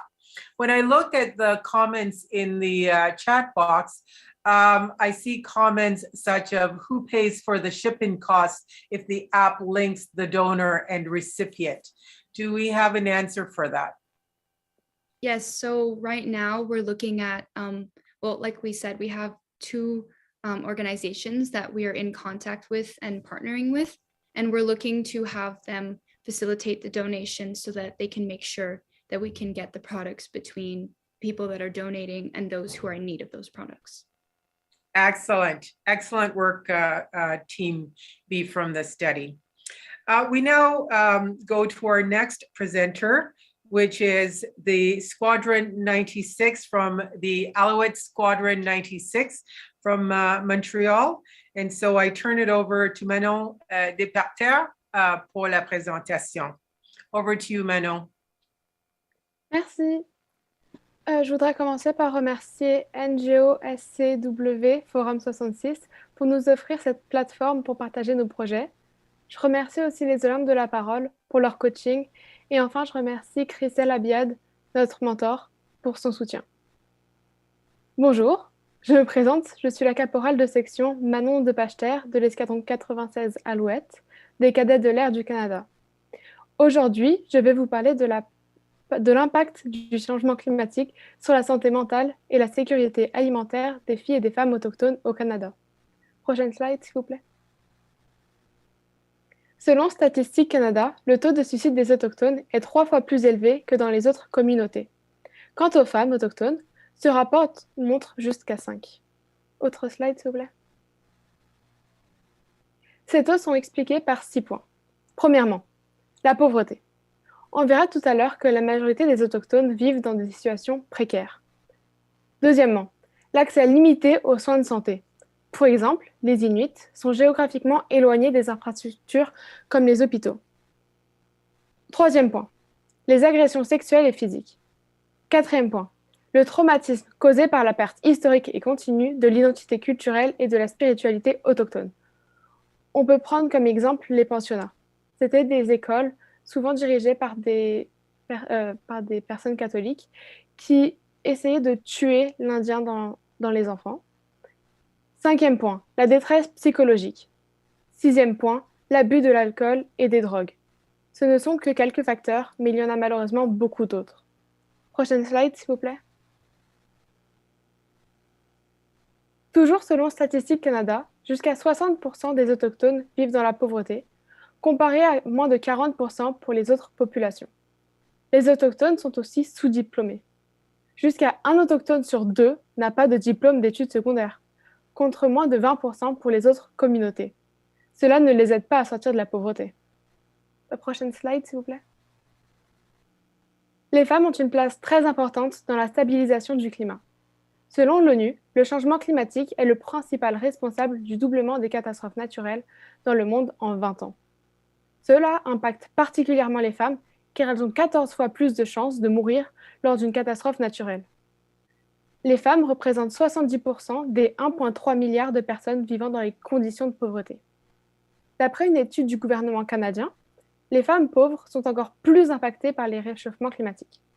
Cela se démontre par une surreprésentation parmi les victimes, une santé physique comme mentale affectée, une raréfaction de la nourriture et une aggravation et une multiplication des cas de violence. Par exemple, au Vanuatu, après des cyclones de 2011, les violences domestiques ont augmenté de 300% après Open Global Rights. Une prochaine slide, s'il vous plaît. Dans le cadre de nos recherches, nous avons effectué les démarches suivantes. Nous avons commencé par la lecture du droit au froid. C'est un livre passionnant écrit par Madame Walcloutier, une Inuit, qui décrit l'impact du changement climatique sur le mode de vie des Inuits. Nous avons eu la chance de pouvoir échanger avec son autrice. En termes d'entrevue, nous avons pu parler avec Madame Legault, haut-commissaire du Canada à la Barbade, qui préparait une mission chez les Inuits, Monsieur Marty, directeur de Teamwork Canada, Madame Montanari, directrice exécutive de Jobel Heart for Earth, avec Madame Robert, une professeure de musique ayant enseigné pendant 4 ans chez les Inuits, et Madame Bussière de la fac. Pour finir, nous sommes en train de prévoir un entretien avec Madame Carrière du Centre de justice des premiers peuples de Montréal. Prochaine slide, s'il vous plaît. Nous avons aussi visionné des contenus multimédia. Pour les documentaires, nous avons vu Richard Cardinal, Le cri d'un enfant métis. Ce court-métrage parle du suicide d'un adolescent autochtone. Et Lament for the Land, c'est un ensemble de témoignages d'Inuits qui parlent de l'impact de la fonte des glaces sur leur communauté et sur leur santé mentale. Des TED Talks comme Women and Girls Who Are Part of the Climate Solution et How Empowering Women and Girls Can Help Stop Global Warming, qui traitent tous deux du lien entre le réchauffement climatique et les femmes. Et nous avons vu 2 films, Quisipan, qui parle de la relation amoureuse entre une autochtone et un blanc, et Cheval indien, qui dépeint les traumatismes d'un enfant autochtone ayant vécu dans les pensionnats. Prochaine slide, s'il vous plaît. Les résultats de nos démarches sont les suivants. Nous avons enregistré toutes nos interviews, nous avons créé une grille de lecture pour la lecture du droit au froid, et nous avons trouvé des statistiques qui montraient le lien entre toutes ces problématiques. Prochaine slide, s'il vous plaît. Notre solution est la création d'un site internet qui permettrait de mettre en relation les associations autochtones de Montréal et les escadrons et corps de cadets volontaires. Ce site permettrait la publication d'offres de bénévolat et de demandes des associations. Afin de pérenniser notre projet, un comité aide aux autochtones est en cours de création au sein de l'escadron 96 Alouette. Prochaine slide, s'il vous plaît. Nos partenaires actuels sont McDonald's, Teamwork Canada et Jobel Heart for Earth. Ils nous soutiennent en faisant entre autres de la promotion de notre site sur leurs réseaux sociaux. Du côté des associations, nous sommes en relation avec Québec Native Women, une association autochtone. Nous sommes en pleine recherche d'autres associations volontaires. Pour la prochaine slide, s'il vous plaît. Nous avons beaucoup grandi grâce à ce concours. Du point de vue culture générale, nous avons une compréhension beaucoup plus claire des enjeux écologiques, politiques, ethniques. Nous sommes penchés sur la culture des autochtones et sur la place que les femmes avaient dans la société. De manière plus technique, nous avons développé notre sens de l'entraide et nos capacités de rédaction. Nous utilisons des outils collaboratifs comme Notion, Teams et Zoom, et cela nous a permis de nous perfectionner dans leurs utilisations. La gestion d'un projet de cette ampleur a été pour nous une première, d'autant plus avec les contraintes du confinement. Les entrevues étaient aussi une première et nous avons compris l'importance du travail préparatoire. Nous nous sommes beaucoup améliorés sur notre leadership et sur notre autonomie. Prochaine slide, s'il vous plaît. En tant qu'élèves, cadettes ou futurs professionnels, nous avons maintenant une communication beaucoup plus claire et percutante. Nous savons mieux comment motiver notre équipe et nous avons suffisamment de connaissances pour pouvoir animer des exposés sur les problématiques abordées. Comme déjà évoqué, nous avons créé un comité aide aux autochtones au sein de notre escadron pour pouvoir partager les connaissances et pérenniser notre projet. Et en tant que jeunes citoyennes, nous allons nous engager encore plus dans des causes climatiques et humanitaires, tout en sensibilisant notre entourage à ces problématiques. Prochaine slide, s'il vous plaît. Pour conclure, comme nous le montre le schéma, les femmes autochtones sont à l'intersection de plusieurs facteurs, ce qui en font d'elles la population la plus touchée par les réchauffements climatiques. Comme les facteurs sont divers, les solutions le sont aussi.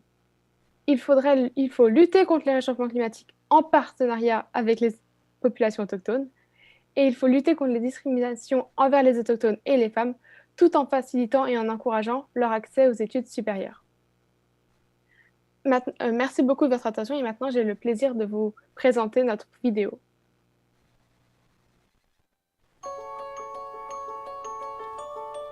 Bonjour à toutes, nous sommes les cadettes de l'escadron 96 Alouette. Je suis Solane section Nicolas Soutirassa et je suis en secondaire 5 et j'ai 16 ans. Je suis l'adjudante Ariane Jadon Pachan, je suis en secondaire 5 et j'ai 16 ans. Je suis la caporale de section Manon de Pachter, je suis en secondaire 4 et j'ai 14 ans. La caporale Noémie Pio, je suis en secondaire 4, j'ai 14 ans.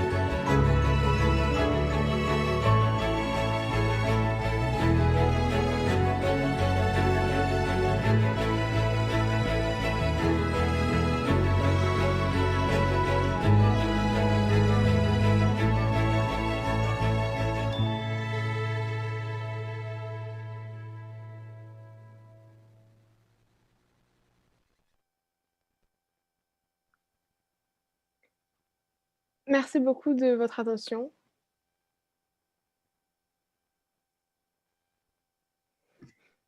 Merci beaucoup Manon pour ta présentation qui résume très bien votre projet.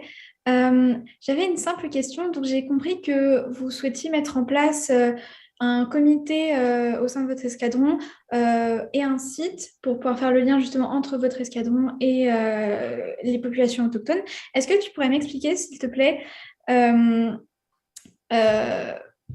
peu comment est-ce que tu souhaites mettre, enfin, comment ton équipe souhaite mettre l'emphase sur le fait de régler les inégalités entre hommes et femmes avec votre projet, s'il te plaît. Merci.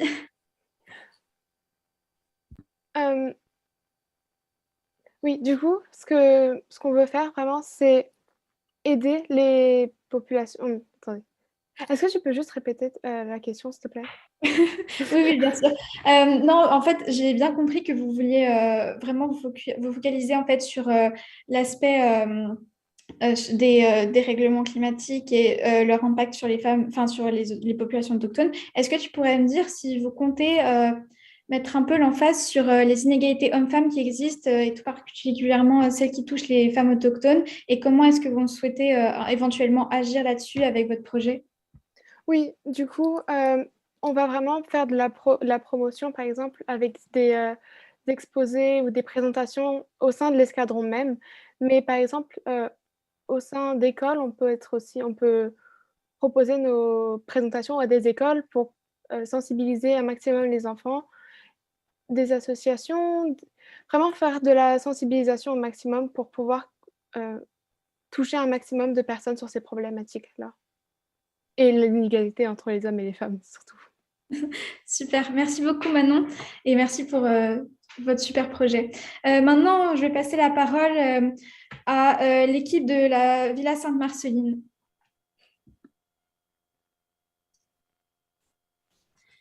Bonjour tout le monde, je m'appelle Hannah Corlui, j'ai 17 ans et je suis en secondaire 5 à la Villa Sainte-Marceline. Notre équipe est composée de Ambre, Jade, Clara, Lila et Maya.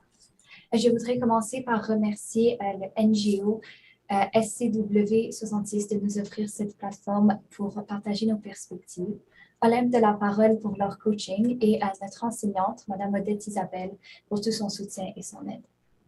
Alors, notre enjeu porte sur les politiques de décarbonisation du transport et plus spécifiquement, les enjeux des mines de lithium et leur effet sur les femmes. Prochaine, s'il vous plaît. Depuis longtemps, nous savons que les émissions de GES de nos sociétés ont une grande responsabilité dans les phénomènes des changements climatiques. Selon l'Agence internationale de l'énergie, les transports représentent 25% des émissions mondiales de CO2. De plus, 75% de ces émissions viennent des camions et des voitures. Le monde est donc en train de se tourner vers une solution plus écologique, la voiture électrique. Dans le livre La guerre des métaux rares de Guillaume Pietron, il est dit que la fabrication d'une voiture électrique, censée consommer moins d'énergie, requiert beaucoup plus d'énergie que l'usinage d'une voiture classique. Au niveau du cycle de vie complet, en revanche, les avantages d'un véhicule électrique sont réels, puisqu'il ne nécessite pas de pétrole. Les rejets de carbone dans l'atmosphère sont bien moindres. 32 tonnes de carbone depuis l'usine jusqu'à la décharge, contre près du double pour une voiture conventionnelle. Prochain, s'il vous plaît. Au Québec, 79% des émissions de CO2 du transport viennent du transport routier, ce qui représente 35,6% des émissions totales de GES. C'est pourquoi le gouvernement québécois a fixé un objectif de carboneutralité d'ici 2050. Pour ce faire, on se tourne vers des véhicules électriques produisant moins de GES. Il y a donc une croissance de la demande de batteries pour ces véhicules et donc une croissance de la demande de lithium pour les construire. Pourtant, malgré cette demande, il y a une seule mine de lithium qui est en ce moment exploitée au Québec, que vous pouvez voir sur la carte. Prochain, s'il vous plaît. Selon le Conseil d'intervention pour l'accès des femmes au travail, les femmes représentent seulement 17% des personnes employées dans le secteur minier au Canada et au Québec. Alors, au Québec, les 3 métiers miniers les plus exercés par les femmes ont quand même des proportions minimes. Selon le comité de main-d'œuvre de l'industrie des mines, ces 3 postes sont géochimiste avec 34% de femmes, ingénieur minier avec 15% et technicien en minéralogie avec 17% de femmes. On voit qu'il y a une nette prédominance masculine dans ce domaine. Et plus que ça, dans le tableau à l'écran, vous pouvez constater que pour le poste de main-d'œuvre des mines, qui ne requiert pas de formation et qui est donc très accessible, il y a seulement 4% de femmes. Le salaire moyen pour ce poste est de 50 000. En comparaison, le salaire minimum au Québec est de 24 566. Prochain, s'il vous plaît. Alors, les travailleurs des mines sont soit des gens de la région, mais surtout, ce sont des ouvriers qui font des fly-in, fly-out, c'est-à-dire des allers-retours réguliers de la mine jusqu'à chez eux. Un des enjeux avec ces méthodes à court terme est qu'il y a peu d'opportunités de développement dans la région autour de la mine. En fait, il n'y a pas vraiment d'avantage à long terme, étant donné que ces gens n'habitent pas dans la région. Un extrait d'un rapport du Conseil d'intervention pour l'accès des femmes au travail dit que la faible présence des femmes dans les métiers et les postes de production du secteur minier participe à la grande inégalité de revenus entre les hommes et les femmes des régions ressources du Québec. L'augmentation du nombre de travailleuses dans ce secteur constitue donc un des leviers de l'égalité de fait entre les femmes et les hommes et au développement durable des communautés des régions du Nord et du Petit Nord québécois. Le manque de présence des femmes dans l'industrie minière a donc un grand impact sur l'écart salarial. Mais plus que ça, ce manque de balance peut créer une atmosphère de travail toxique qui pourrait être évitée si les femmes n'étaient pas si minoritaires. Il faudrait donc un ratio homme-femme plus équilibré. Prochain, s'il vous plaît.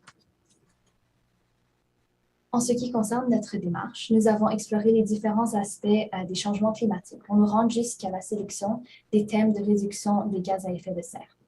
Après, nous avons affiné notre idée jusqu'au mine de lithium pour la conception des véhicules électriques. Une fois notre sujet choisi, nous avons entamé la recherche et avons lu plusieurs documents, entre autres des études d'impact, des rapports sur les gaz à effet de serre, des rapports sur l'environnement, sur le rôle des femmes dans l'industrie minière. Nous avons aussi trouvé des livres sur le sujet. Vous avez pu voir des données et des citations tirées de ces documents dans le PowerPoint.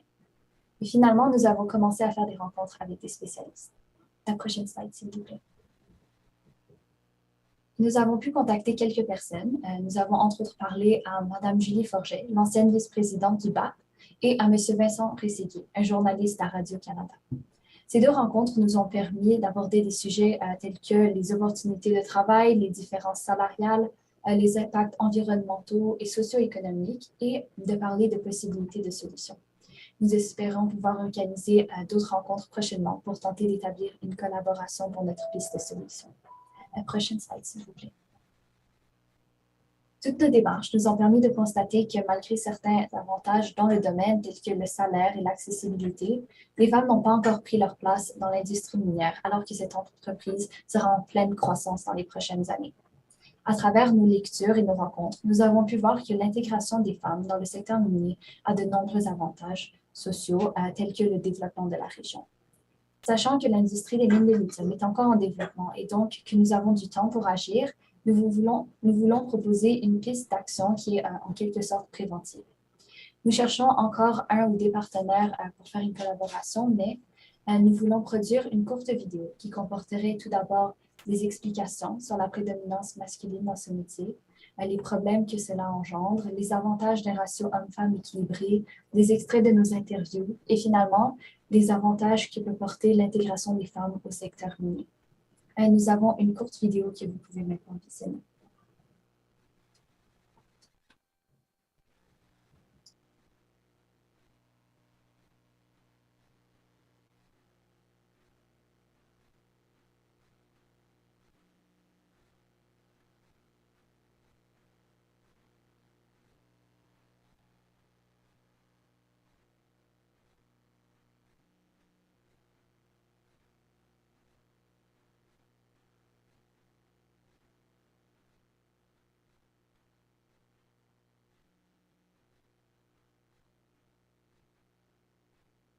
Est-ce que tu sais, travailler quand c'est juste des hommes autour de toi, il y a comme des choses que les hommes se disent qu'ils ne devraient pas dire. Puis quand ils sont entre eux, ben, ils se laissent plus aller, mettons.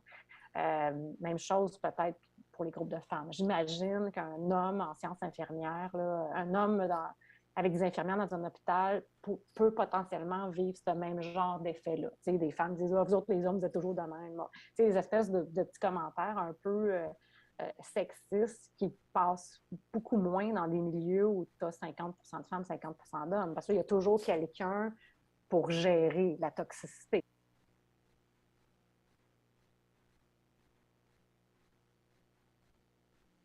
il y a aussi je dirais des conséquences peut-être plus indirectes pour les femmes, si jamais il y a du travail, de l'emploi dans les mines de lithium.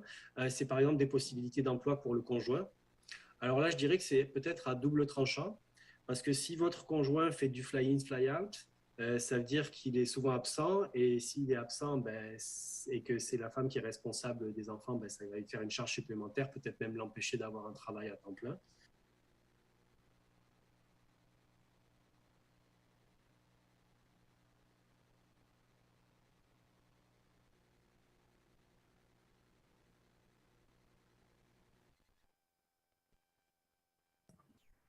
Notre projet est encore en train de se faire, mais nous espérons pouvoir le réaliser très prochainement.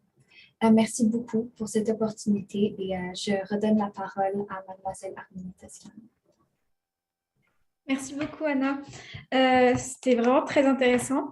Est-ce que tu pourrais, s'il te plaît, nous préciser un petit peu? J'ai compris que les mines de lithium, ça représentait vraiment une très bonne solution pour limiter les émissions de gaz à effet de serre. Mais pourquoi avoir choisi justement les mines de lithium et non pas, je ne sais pas, complètement autre chose, de continuer à préparer des barrages, ce genre de choses? Et voilà, merci. En fait, on a choisi le thème des mines de lithium parce que pendant qu'on faisait la recherche, on voulait vraiment essayer de trouver quelque chose au sujet des solutions durables. Donc, c'est pour ça qu'on a essayé de choisir un truc qui allait intéresser toute l'équipe et qui allait vraiment nous motiver à faire de la recherche là-dessus. Merci beaucoup. Vraiment, c'était très inspirant et j'espère que ça va motiver les filles de demain à s'investir de plus en plus dans le domaine scientifique pour enfin avoir un équilibre et un ratio 50-50 entre hommes et femmes. Je cède maintenant la parole à l'équipe de Villa Maria. Thank you, Harmony, and Dr. Sabri with the Voices of Olympia organization, as well as a special thank you to the wonderful teachers that guided this project, Ms. Bartolone and Ms. Petrakos, and to my phenomenal teammates, Victoria Ersoni, Lara Felice, and Gabriela Curry. Finally, thank you all so much for this opportunity. I am honored to be here. My name is Mila Sims, and I'm 16 years old. Today, I will be presenting my team's project on the importance of making policy accessible for girls in the fight against climate change. Next slide, please. Here you can see a brief outline of our presentation. I will begin with a literature review. Next slide.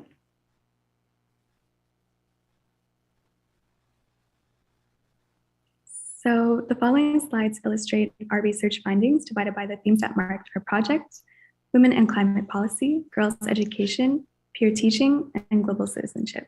Next slide, please. Extensive research suggests two opposing ideas.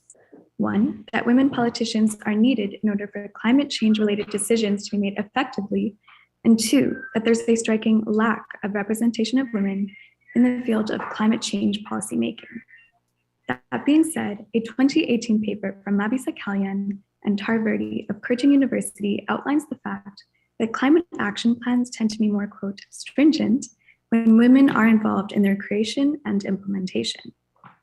The explanations the writers offer for this phenomenon are either the socialization of important values to environmental issues that is more common in women, or the fact that left-leaning political parties tend to both include more women and put more emphasis on climate change. This disparity, however, is doubly insidious when one takes into account the fact that women are more likely than men to face negative consequences from the effects of climate change. Sorry, you can still say at the slide before. Thank you. This is due to their traditional role as caretakers and their position as the majority of the world's population in poverty. According to an article by Dr. Maria Taniak for The Guardian, globally, only 26 women serve as heads of state and government. At the COP25, 80% of the heads of delegation were men, and from UN-CSW-66 statistics, gender parity in climate policy positions is estimated to be achieved only in 2068. However, as UN scientists have predicted, the point at which the damage from climate change is irreversible is 2030, only 8 years from now. While progress has been made, it is clear that it is simply not being made fast enough.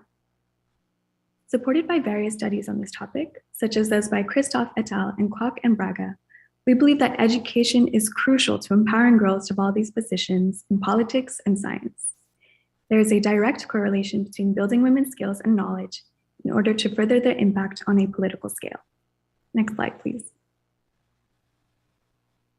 We also found research which indicates that peer teaching and peer influence play a crucial role in the development of students, especially in girls. This low-stakes educational environment builds confidence in learners and improves their overall results, according to a study by Courtwright, Collins, and DiCarlo. Finally, global citizenship is yet another core theme in our project. The UNESCO definition of global citizenship education states that, quote, it aims to instill in learners the values, attitudes, and behaviors that support responsible global citizenship, creativity, innovation, and commitment to peace, human rights, and sustainable development. Next slide, please. Now I will move to our methods of conducting this research. Next slide, please. We focused on peer-reviewed academic sources and delved into both qualitative and quantitative research. In addition to this, we also conducted several interviews with a diverse range of community experts on the topics of policy, activism, and climate science. Next slide, please. Examples include Stephanie Henry King, a municipal government candidate for Mouvement Montréal, Phaedra de Saint-Rome, a Master of Public Policy candidate at McGill University, Caroline Murner, co-founder and global ambassador of Youth for Nature, and next slide, please. Ileana Irons, who is a physical science officer at Environment and Climate Change Canada, Julie Delille, who is the environmental education liaison at Ganawage Environment Protection Office, and Marina Gosselin, Environmental Projects Coordinator at Ganawage Environment Protection Office.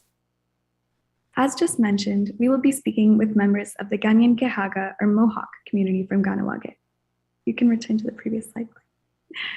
We believe it is vitally important to incorporate Indigenous knowledge into climate policy decisions, especially seeing as Indigenous peoples all over the world will be the most directly affected by climate change, despite contributing the least to greenhouse gas production.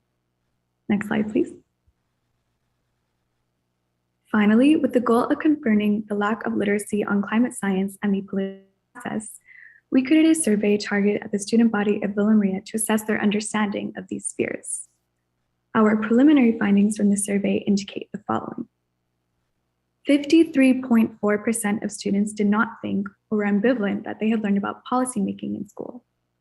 38.7% of students did not think or were ambivalent that they had learned about climate change in school. But 99% of students firmly believe that climate change is a problem.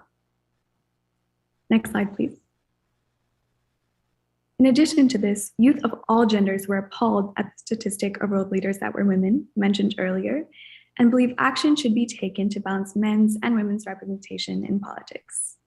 Here's a quote taken directly from a student.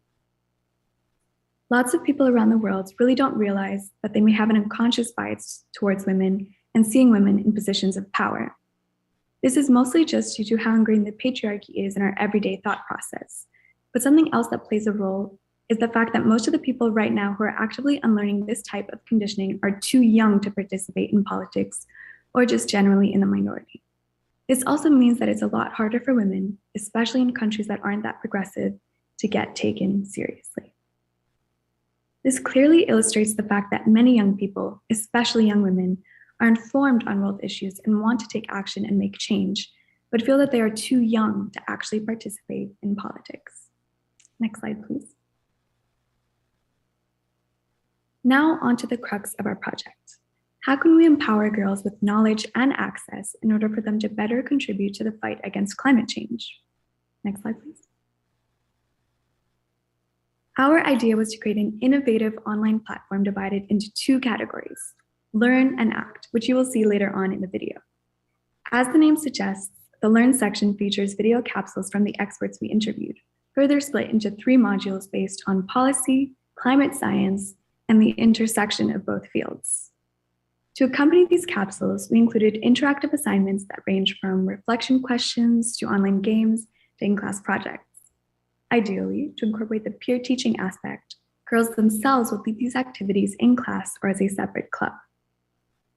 Once girls have built their knowledge on policy and climate, the second section of our website, ACT, will easily direct them to organizations and enterprises near them that they can join to aid in combating climate change.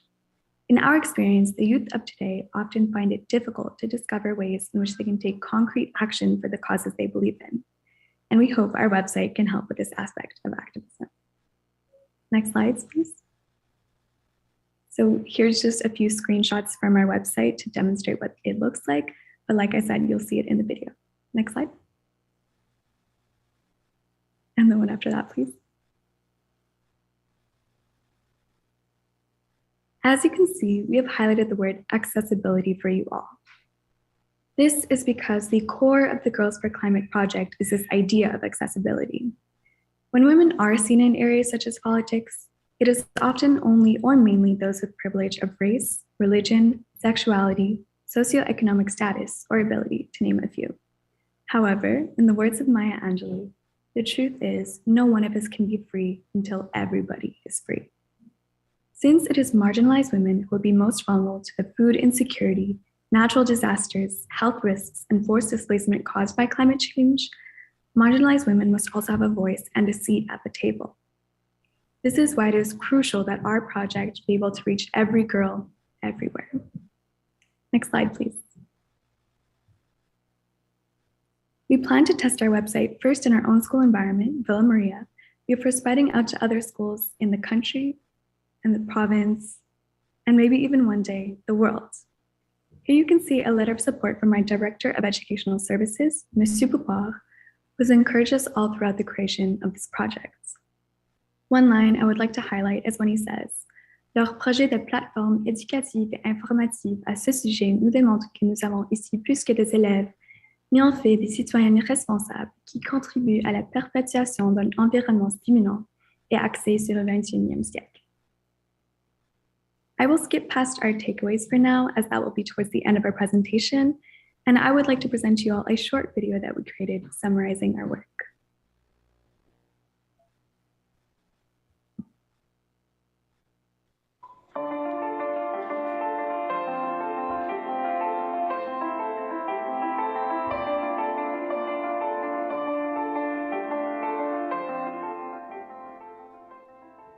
In my opinion, climate change is an issue. However, there are no action being taken. As a girl and as a student at Villa Maria, climate change is very important to me. I feel as if it's important because we need to take action against the fight against climate change since our community isn't taking action. In my environmental sciences class in secondary 4, I noticed that there are more female students than male students in that class that choose that course, which is very heavily emphasized on environment and ecology.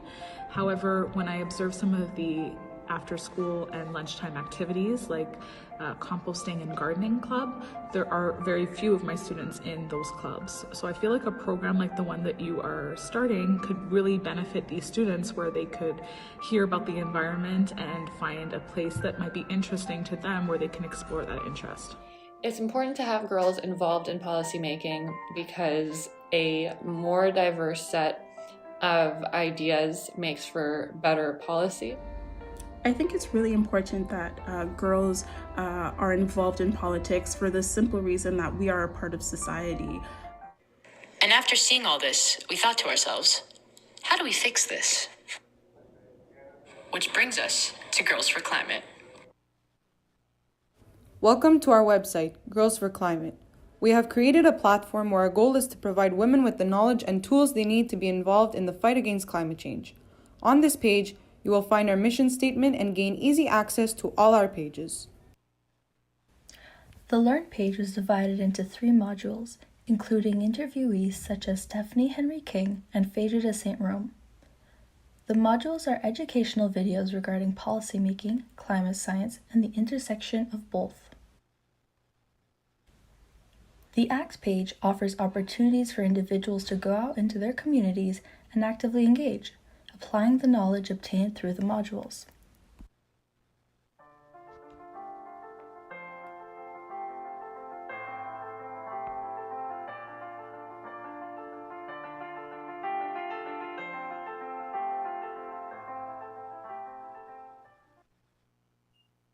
This concludes our presentation. Thank you once again for giving us the platform to demonstrate our project, Girls for Climate.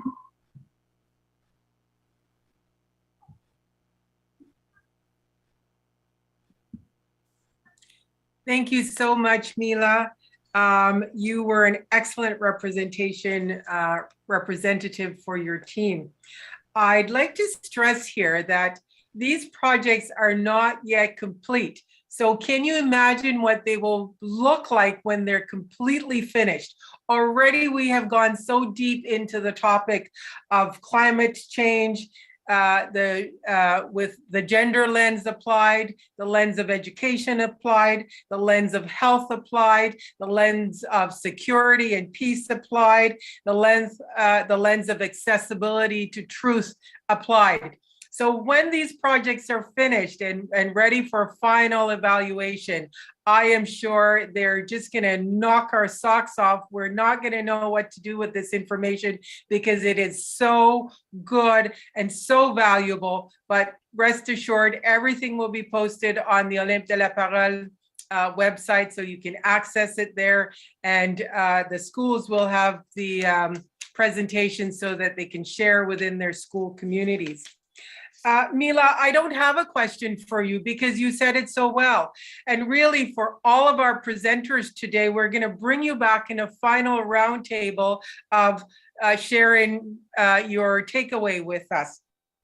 But before we get to that, I would like to thank all of our schools, our amazing teams from the study, the support they have had from their teachers, their administrators, their parents.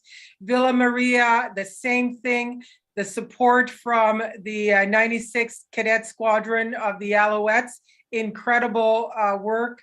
Collège Sainte-Anne, Collège Reina Assumpta, Villa Sainte-Marceline, all excellent support from the schools, the teachers. We know that you worked beyond your working hours to support these students to get these projects going and to get them to do their best work. And so far, we're so impressed and we are so proud of them. And I know that pride resonates among all of the directors of the Olympe de la Parole Canada. So now I would like to bring back our presenters. If we can have the camera on them. We have Mila, we have Hannah, we have Manon, we have Isabella, we have Elodie, we have Florence, and we have Sarah. And I'll start in the order that I just call the names. So Mila, if you can share your takeaway, please.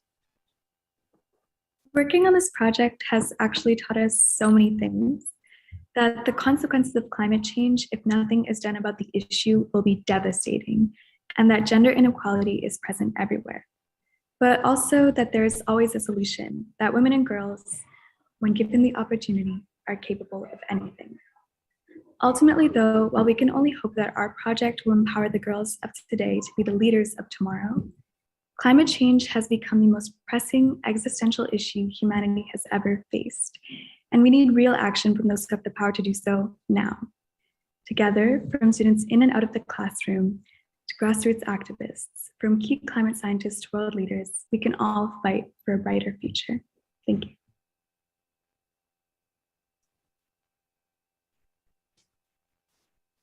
S'il y a une chose qu'on a vraiment bien appris à travers ce travail, c'est qu'il y aura toujours des inconvénients qui vont survenir.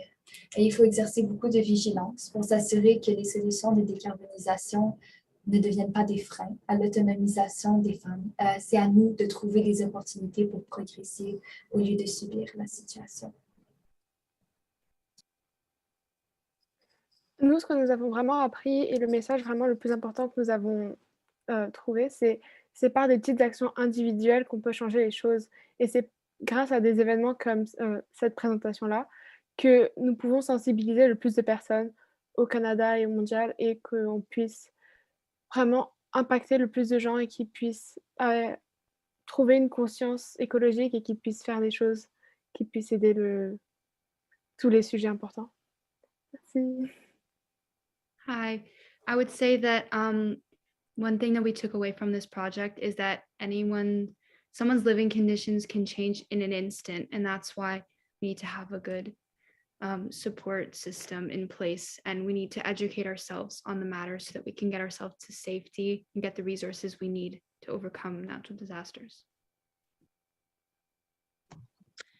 Selon nous, il faut agir tous ensemble et non individuellement pour réellement faire un changement. Donc, c'est vraiment en commençant par cultiver nos propres connaissances et en les partageant avec notre entourage que nous pensons que tous et toutes vont pouvoir être impliqués dans l'autonomisation des femmes dans la lutte contre les changements climatiques.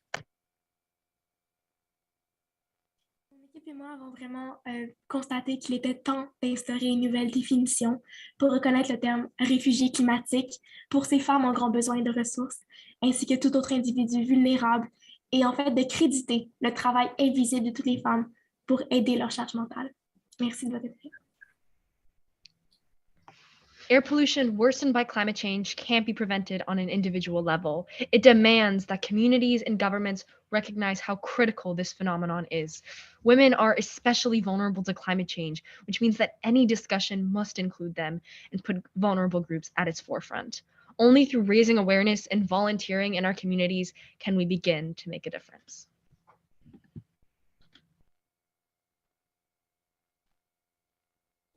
Thank you so much, girls. Excellent work. I'd just like to congratulate you on the work that you have done to prepare and the presentations that you delivered as well. I appreciate the bilingual aspect, being able to go from one presentation in English to one presentation in French, and hopefully our participants would have been able to follow some of the great information that was presented. I'd encourage all of the participants here in Canada to enroll your school, not the participants, but the guests who are with us and delegates, to encourage your community schools to log on to Olympe de la Parole Canada and to register for participation for next year in the competition that will be launched. I now turn it over to our leader, Dr. Savory, Executive Director and founder of Olympe de la Parole Canada. Thank you, everyone.